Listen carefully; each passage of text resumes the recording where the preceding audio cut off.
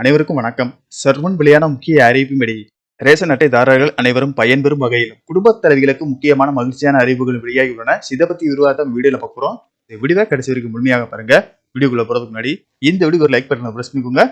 இப்பதான் அந்த சேனலுக்கு ஃபர்ஸ்ட் டைம் பாருங்கன்னா சப்ஸ்கிரைப் பட்டனை பிரஸ் பண்ணிக்கோங்க. கூடவே பெல் ஐகான் பட்டனை பிரஸ் பண்ணிக்கோங்க. வாங்க வீடியோக்குள்ள போகலாம். தமிழ்நாட்டில் பொது விநியோக திட்டத்தின் கீழ் குடும்ப அட்டைதாரர்களுக்கு ரேஷன் கடைகள் மூலமாக அரிசி இலவசமாகும். தூரம்பருப்பு, சீனி, கோதுமை, சமையல் எண்ணெய் உள்ளிட்ட அத்தியாவசிய பொருட்கள் மலிவு விலையில் வழங்கப்பட்டு வருகிறது. இதனால் ஏழை எளிய மற்றும் நடுத்தர மக்கள் மிகவும் பயன்பெற்று வருகின்றனர். மேலும் கலைஞர் மகளிர் உரிமை தொகை திட்டத்தின் கீழ் மாதம் ரூபாய் 1000 தகுதியான பெண்களின் வங்கி கணக்கில் செலுத்தப்பட்டு வருகிறது. இதனால் புதிய ரேஷன் அட்டை பெறுவதற்கு மக்கள் ஆர்வம் காட்டி வருகின்றனர்.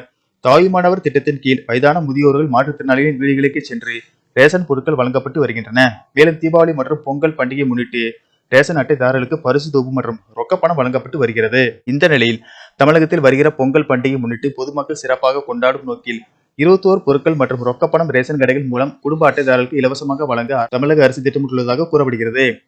அதன்படி கரும்பு, பச்சரிசி, வெல்லம், முந்திரி, திராட்சை, ஏலக்காய், பாசி பருப்பு, நெய் போன்ற பொருட்களும் பண்டிகை கால சமையலுக்கு தேவையான மஞ்சள் தூள், மிளகாய் தூள், மல்லித்தூள், கடுகு, சீரகம், மிளகு, புளி, கடலை பருப்பு, உளுந்தம்பருப்பு, ரவை, கோதுமை மாவு, உப்பு ஆகியவை மளிகை பொருட்களும் அடங்கிய துணிப்பை வழங்கப்பட உள்ளதாக தகவல்கள் வெளியாகியுள்ளன. மேலும் பொங்கல் விழாவை சிறப்பாக கொண்டாட பொங்கல் பரிசு தொகுப்புடன் ரூபாய் 2000 அல்லது ரூபாய் 1000 ரொக்கத்தையும் சேர்த்து வழங்க தமிழக அரசு திட்டமிட்டுள்ளதாக கூறப்படுகிறது. இந்த பொங்கல் பரிசு தொகை PHH, PHHAOY மற்றும் NBHS ரேஷன் அட்டைகளுக்கு வழங்கப்படும் என்று தகவல் வெளியாகியுள்ளது. இதற்கான அறிவிப்பை தமிழக அரசு இன்னும் ஒரு சில நாட்களில் அறிவிக்கும் என்று கூறப்படுகிறது. மேலும் தமிழகத்தில் கலைஞர் மகளிர் உரிமை தொகை திட்டத்தின் மூலம் மாதம் 15ஆம் தேதி தகுதியான பெண்களுக்கு ரூபாய் 1000 அவர்களது வங்கி கணக்கில் செலுத்தப்பட்டு வருகிறது.